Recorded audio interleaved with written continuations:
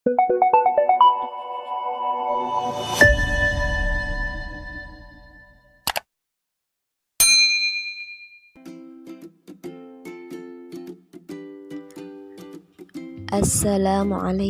warahmatullahi wabarakatuh.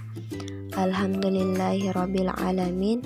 Assalatu wassalamu ala asyrafil anbiya'i wal mursalin sayyidina wa maulana Muhammadin sallallahu alaihi wasallam wa ala alihi wa ashabihi ajma'in, amma ba'd. Alhamdulillah, itulah kata yang paling afdal kita ucapkan, menandai kesyukuran kita atas kehadirat Allah Subhanahu wa Ta'ala yang telah memberikan begitu banyak nikmat, baik itu nikmat umur, nikmat kesehatan, lebih-lebih nikmat iman dan Islam.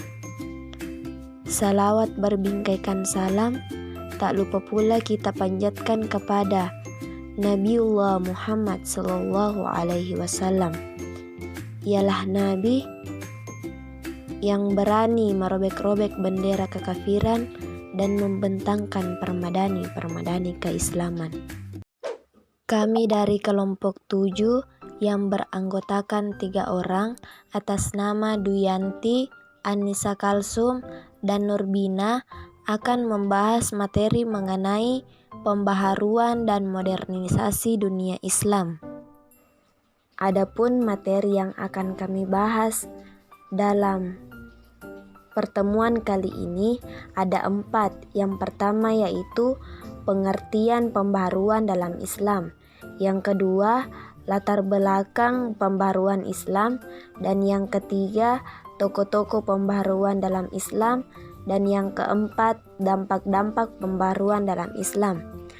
Untuk lebih mengefisienkan waktu, materi pertama yaitu pengertian pembaharuan dalam Islam. Saya persilahkan kepada Saudari Duyanti untuk membacakan materinya. Materi pertama adalah materi yang membahas tentang pembaharuan dalam Islam. Hakikat pembaharuan merujuk kepada makna kata tajdid. Kemudian muncul berbagai istilah yang dipandang memiliki relevansi makna dengan pembaharuan, yaitu modernisme, reformisme, puritarisme, revivalisme, dan fundamentalisme. Menurut Harun Nasution, pembaharuan Islam adalah pikiran dan gerakan untuk menyesuaikan faham-faham agama Islam dengan perkembangan baru yang ditimbulkan oleh pengetahuan dan teknologi modern. Selanjutnya, saya persilahkan kepada Saudari Annisa Kalsum. Kemudian, materi kedua adalah materi yang membahas tentang latar belakang pembaharuan Islam. Pemikiran pembaharuan atau modernisasi dunia Islam timbul terutama karena adanya kontak yang terjadi antara dunia Islam dan Barat. Dengan adanya kontak itu, umat Islam abad 19 mulai menyadari bahwa mereka telah mengalami kemunduran dibandingkan dunia Barat yang pada saat itu mulai menemukan titik kemajuan peradaban. Sebelum periode modern, hubungan atau kontak antara Islam dan Barat sebenarnya sudah terjadi, terlebih antara kerajaan Utsmani yang mempunyai daerah kekuasaan di daratan Eropa dengan beberapa negara Barat. Namun, kontak dengan kebudayaan Barat ini semakin intens saat jatuhnya kekuatan Mesir oleh Napoleon Bonaparte dari Prancis, disusul dengan imperialisasi Barat terhadap negara-negara Muslim lainnya.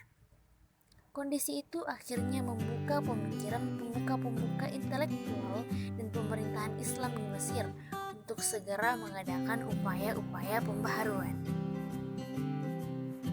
Kemudian, materi ketiga adalah materi yang membahas tentang tokoh-tokoh pembaharuan dalam Islam. Adapun tokoh-tokoh pembaharuan dalam Islam adalah antara lain: 1. Muhammad ibnu Abdul al-Wahhab, 2. Jamaluddin al-Afghani, yang ketiga Muhammad Abduh, yang keempat Muhammad Rashid Rida, dan yang kelima Muhammad Iqbal. Selanjutnya, saya persilahkan kepada Saudari Duyanti. Materi yang terakhir membahas tentang dampak pembaharuan dalam Islam. Gema pembaharuan yang dilakukan oleh Syekh Wahab Maulidin Al-Afghani dan Syekh Muhammad Abdul sampai juga ke Indonesia, terutama terhadap tokoh-tokoh seperti Haji Muhammad Miskin, Haji Abdul Rahman, dan Haji Salman Faris. Mereka sepulang dari Tanah Suci terilhami oleh Syekh Abdul Wahab pada tahun 1903 Masehi. Murid-murid dari Syekh Ahmad Khatib, seorang ulama besar bangsa Indonesia di Mekah yang mendapat kedudukan mulia di kalangan masyarakat dan pemerintah Arab, kembali dari Tanah Suci. Merekalah yang menjadi pelopor gerakan pembaruan Minangkabau dan akhirnya berkembang ke seluruh Indonesia. Munculnya berbagai organisasi dan kelembagaan Islam modern Indonesia pada awal abad ke-20, baik yang bersifat keagamaan, politik maupun ekonomi.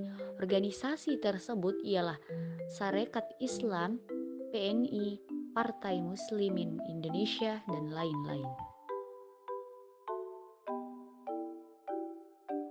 Adapun kesimpulan dari keempat materi pembahasan kali ini yaitu, menurut Harun, pembaharuan Islam adalah pikiran dan gerakan untuk menyesuaikan faham-faham keagamaan Islam dengan perkembangan baru yang ditimbulkan oleh pengetahuan dan teknologi modern. Pemikiran pembaharuan atau modernisasi dunia Islam timbul terutama karena adanya kontak yang terjadi antara dunia Islam dan Barat.